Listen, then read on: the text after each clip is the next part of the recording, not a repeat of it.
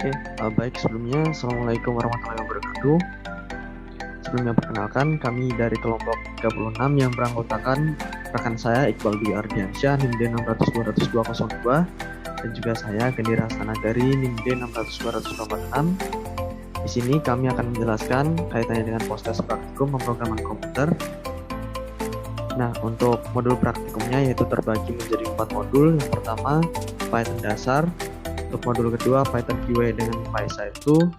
Yang ketiga, web statis dengan Django. Dan yang terakhir, modul 4, web dinamis dengan Django. Baik, untuk modul yang pertama yaitu Python dasar. Mulai dari tujuan praktikumnya, yang pertama, mampu mengenali bahasa pemrograman Python serta sejarah perkembangannya. Yang kedua, mampu memahami kelebihan dan kekurangan bahasa pemrograman Python. Yang ketiga, mampu memahami konsep dan struktur bahasa pemrograman Python. Yang keempat, mampu menerjemahkan algoritma dan flowchart menjadi aplikasi menggunakan Python. Dan yang terakhir, mampu membuat program aplikasi sederhana untuk menyelesaikan permasalahan dalam perkuliahan. Baik, untuk pengertian Python sendiri, bahasa pemrograman interaktif multiguna dengan filosofi perancangan yang berfokus pada tingkat keterbatasan kode. Merupakan bahasa pemrograman yang freeware atau tidak ada batasan dalam penyalinannya. Selanjutnya yaitu kelebihan Python. Pertama, tidak ada tahapan kompilasi dan penyambungan atau link sehingga kecepatan perubahan pada masa pembuatan sistem aplikasi meningkat. Selanjutnya, tidak ada deklarasi tipe sehingga program menjadi lebih sederhana sehingga dan juga fleksibel. Yang ketiga, manajemen memori otomatis, yaitu kumpulan sampel memori sehingga dapat menghindari pencatatan kode. Yang keempat, tipe data dan operasi tingkat tinggi, yaitu kecepatan pembuatan sistem aplikasi menggunakan tipe objek yang telah ada. Yang kelima, pemrograman berorientasi objek.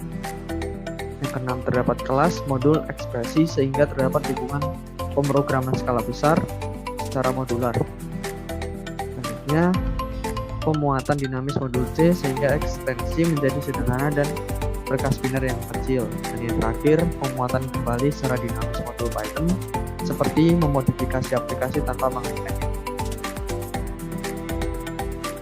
Lalu untuk kekurangan Python, yang pertama, beberapa penugasan terdapat di luar dari jangkauan Python seperti bahasa pemrograman dinamis lainnya. Python tidak secepat dan efisien sebagai statis, tidak seperti bahasa pemrograman kompilasi seperti bahasa C.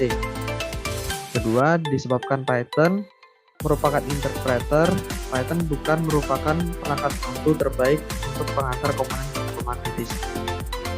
Ketiga, Python tidak dapat digunakan sebagai dasar bahasa pemrograman implementasi untuk beberapa komponen, tetapi dapat bekerja dengan baik sebagai bagian depan script antarmuka atau interface. Dan yang keempat, Python memberikan secara menyeluruh dan menyediakan bahasa pemrograman optimasi untuk penggunaan bersama dengan perangkat bantu yang dibutuhkan untuk diintegrasikan bahasa pemrograman lainnya. Kalau untuk pengertian algoritma dapat diartikan sebagai sebuah prosedur atau sebuah langkah demi langkah secara jelas dari suatu proses. Kalau untuk flowchart, yaitu suatu bagan dengan simbol-simbol tertentu yang menggambarkan urutan proses secara mendetail dan hubungan antara suatu proses atau instruksi dengan proses lainnya dalam suatu program. Dalam perancangan flowchart sebenarnya tidak ada rumus atau patokan yang bersifat mutlak atau pasti. Hal ini didasari oleh flowchart atau bagan akhir adalah sebuah gambaran dari hasil pemikiran dalam menganalisa suatu permasalahan dalam komputer. Karena setiap analisa akan menghasilkan hasil yang bervariasi antara satu dengan lainnya. Kendati begitu, secara garis besar setiap rancangan flowchart selalu terdiri dari 3 bagian, yaitu input, proses, dan output. Nah, untuk berikut juga adalah contoh dari flowchart yang kita gunakan untuk modul pertama. Selanjutnya saya akan menjelaskan tentang skrip pengulangan dan juga skrip pengandaian. Yang pertama ada skrip program pengulangan data dan juga kalkulator sederhana. Nah, pada program pengulangan ini kita menggunakan pengulangan for dan juga pengulangan while. Untuk for sendiri yaitu digunakan untuk melakukan iterasi dari sebuah nilai sequence atau data koleksi pada Python. Nah, untuk while sendiri di sini jika kita mengetikkan Y, maka untuk program pengulangan akan berakhir. Kurang lebih sama untuk yang bagian kalkulator sederhana. Untuk selanjutnya ada pengandaian script, input data dan juga kalkulator sederhana. Nah, di sini untuk pengandaian kita menggunakan pengandaian if, elif dan juga else. Di mana if jika kita mengetikkan Y, maka unit yang dicari akan ada perintah unit yang dicari yaitu masih tersedia. Jika kita mengetikkan N, maka untuk unit yang dicari itu sedang tidak tersedia pada pengandaian elif dan juga else, maka akan ada perintah sorry program can't respond.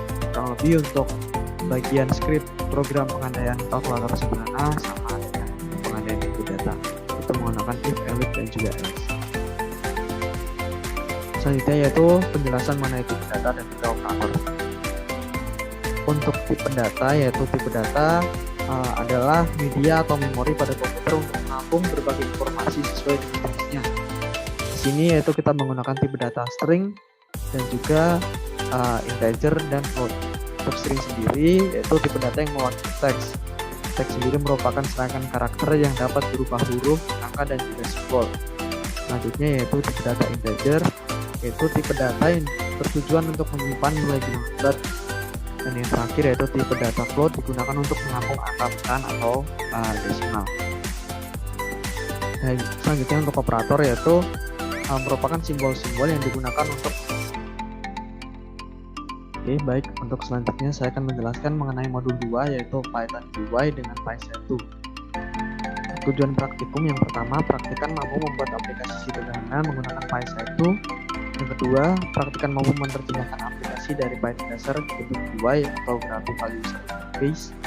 Yang ketiga, praktikan mampu menerjemahkan algoritma dan flowchart menjadi aplikasi menggunakan Python GUI dengan PySet2. Selanjutnya yaitu penjelasan mengenai GUI. GUI atau Graphical User Interface digunakan untuk menunjukkan seperangkat antarmuka dengan sistem komputasi yang melibatkan gambar yang ramah pengguna daripada perintah teks yang membosankan. Graphical User Interface atau yang biasa kita sebut dengan GUI merupakan tampilan grafis yang mengandung alat-alat atau komponen-komponen yang memampukan pengguna untuk berinteraksi dengan hardware dan juga memudahkan dalam mengoperasikan sistem operasi. Selain itu, lapisan GUI memudahkan pengguna akhir untuk memenuhi kebutuhan mereka tanpa mengetahui banyak tentang implementasi yang mendasarinya. Untuk selanjutnya yaitu penjelasan mengenai PySet2. PySet2 adalah library di Python yang memungkinkan kita untuk membangun aplikasi GUI dengan memanfaatkan Qt framework PySet. PySet terus berkembang seperti produk simple lainnya dan di sini kita bebas berkontribusi untuk pengembangannya. Beberapa aplikasi seperti Matplotlib, PhotoGrabber, QBittorrent, LucasChess, Fminer dan sebagainya menyatakan pengguna PySet yang tersebar luas di industri perangkat lunak. Selanjutnya yaitu penjelasan program menu utama dan perhitungan GUI.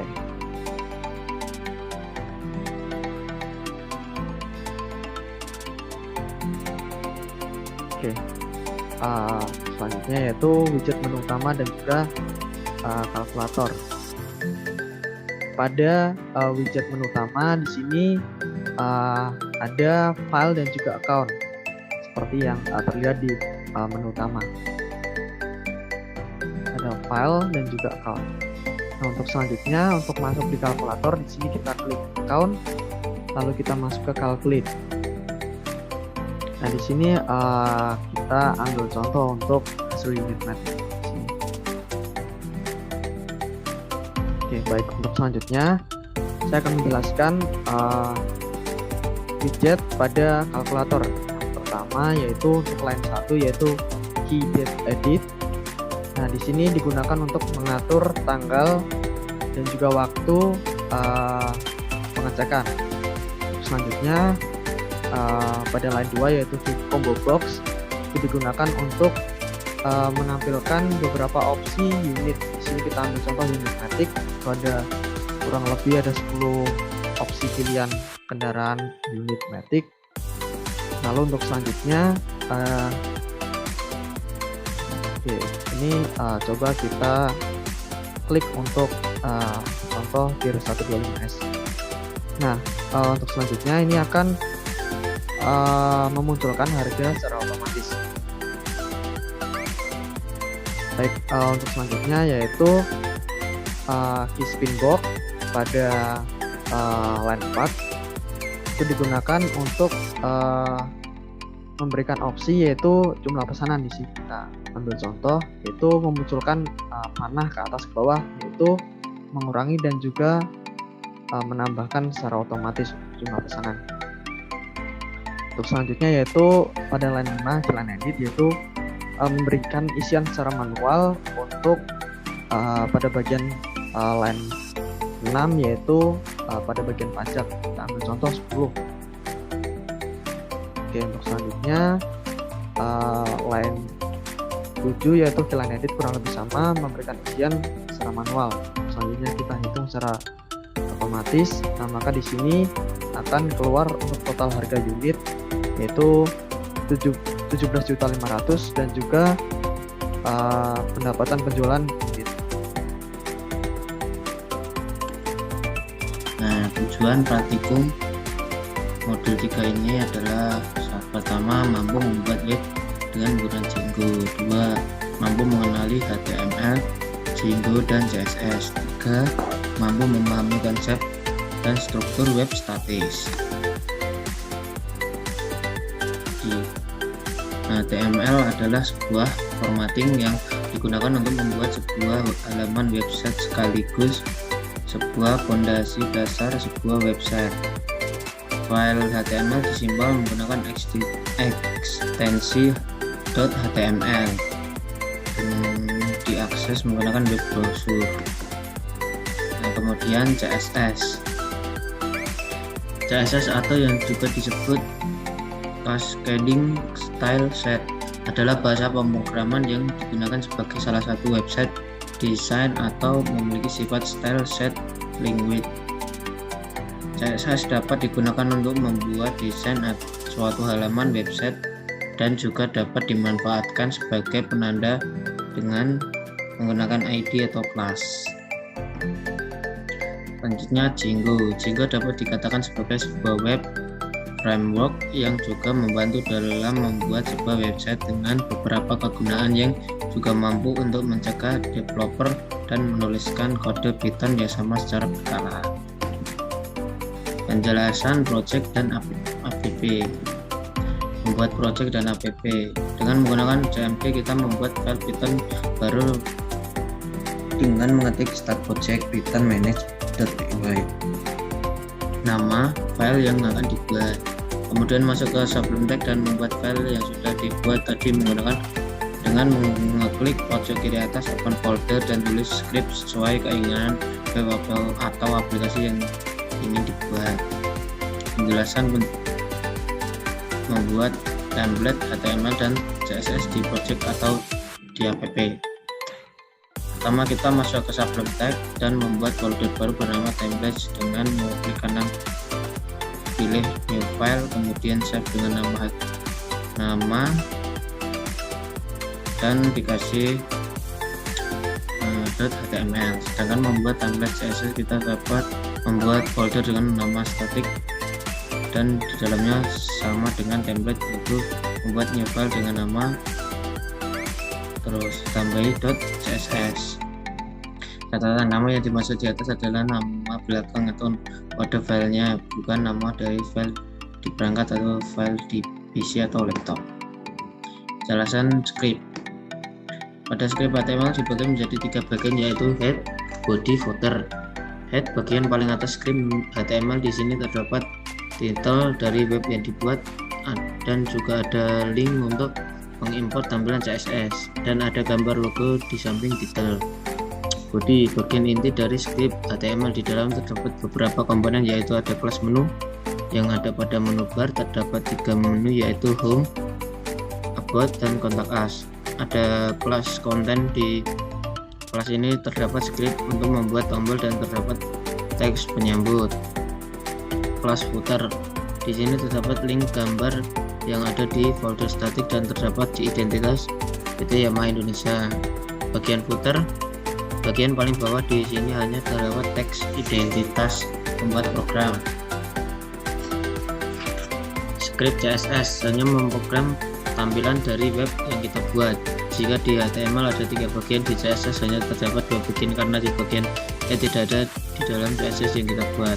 Bagian body terdapat beberapa kelas, yaitu kelas menu konten, add, list, from, dan food.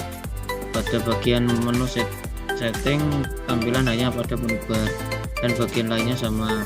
Di CSS terdapat beberapa script, contoh yaitu background color sama dengan hashtag 1E90FF, display sama dengan none, position absolute top 51 px, artinya untuk mewarna background berwarna sesuai kode dengan tampilan tidak berubah dan posisi tidak bergerak saat di scroll ke bawah dan saat dibuka dengan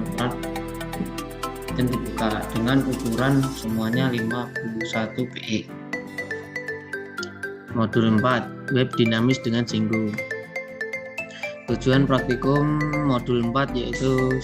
Mampu membuat web dengan menggunakan Django. 2. Mampu memahami kelebihan dan kekurangan web statis dan dinamis. 3. Mampu memahami konsep web dinamis. 4. Mengenali dan mampu menginstal MySQL dan mengetahui XAMPP, app, dan Apache. 5. Mampu membuat program aplikasi sederhana. Penjelasan database dan manfaat database. Database bisa dibilang sebagai berbagai informasi yang disimpan untuk mendapatkan informasi lain dari sebuah basis data. Database memiliki fungsi dan juga jenis yang mampu menjadikan sebuah website terlihat lebih rapi. Sebuah web dinamis juga mampu untuk mempermudah user atau penggunanya memasukkan gambar atau video. Manfaat database di dalam perusahaan. Database atau basis data merupakan sebuah kumpulan data yang terorganisasi dan dihubungkan satu sama lain untuk memudahkan pencarian informasi. Maka database perusahaan berarti kumpulan berbagai data dan informasi tentang perusahaan yang disusun sistematis.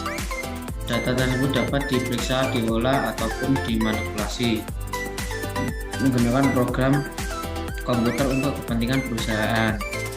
Fungsi database yaitu 1. Mempermudah pengelompokan data, mencegah data ganda. 3. Mempermudah pengelolaan data perusahaan. 4. Menjaga kualitas data. 5. Meningkatkan kinerja aplikasi. 6. Menjaga kerahasiaan perusahaan. 7. Mempermudah berbagi data. Penjelasan pemrosesan dalam CRUD. Penjelasan pemrosesan dalam CRUD yaitu create, membuat data atau mengupdate data secara langsung dari web. Dengan membuat script create, membuatnya dengan sebelum tag dengan kelas create. Membaca data dari database yang sudah dibuat di XAMPP dan menghubungkan dengan menginstal XAMPP dan Apache secara otomatis akan bisa membaca database. Update, mengganti data secara langsung dari web dengan menulis program dengan kelas update. Kita menggunakan syntax, jika diklik ubah maka data akan berubah. Delete, menghapus data secara langsung dari web dengan menulis script sama dengan update, hanya saja diubah sedikit di scriptnya. Dengan subuntik, jika diklik hapus maka data akan terhapus dari web. Penjelasan manfaat website dan dalam sebuah sistem informasi di perusahaan. Menjadi media informasi yang lengkap. Melalui website, perusahaan dapat memberikan informasi yang lengkap pada pelanggan Anda, seperti detail produk dan layanan alamat, nomor telepon, info, promo, dan lain-lain. Mampu meningkatkan kredibilitas perusahaan. Fungsi website yang lain adalah website mampu membuat sebuah perusahaan terlihat lebih profesional. Website dengan isi konten yang berkualitas serta informasi yang jelas seperti alamat, kontak, email, dan sebagainya dapat membuat pelanggan lebih percaya untuk menggunakan layanan atau produk. Ya, meningkatkan keuntungan melalui media digital, promosi yang Anda lakukan dapat menjangkau target pasar secara lebih luas.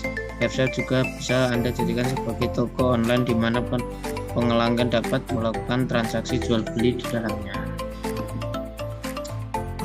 Ya, sekian dari saya. Bila ada kesalahan, mohon maaf sebesar-besarnya. Wassalamualaikum warahmatullahi wabarakatuh.